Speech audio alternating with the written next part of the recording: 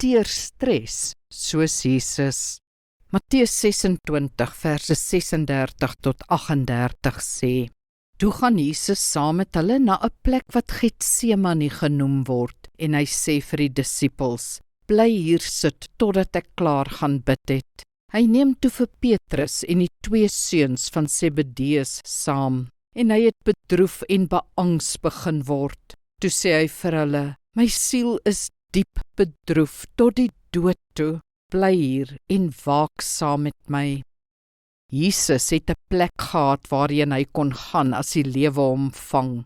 In die tuin van Getsemane, onder die koel olyfbome, kon hy tyd met God deurbring. Kort voor sy kruisiging, toe stres en angs hom wou oorweldig, vlug hy weer hierheen. Hy vertel vir sy vriende hoe hy voel en vra hulle om vir hom te bid. Dan gaan stort hy sy hart voor die Vader uit.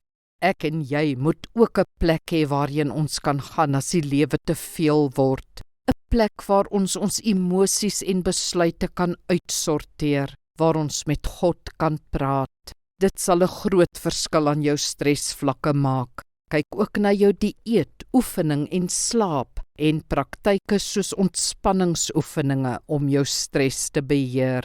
Kroniese ongesonde stres is nie God se wil vir jou nie. Praat met hom daaroor. Kom ons bid saam. Hemelse Vader, ek beleef ook uitdagings en probleme wat stres veroorsaak. Dankie dat ek deur dit alles kan werk met U as leidsman en helper.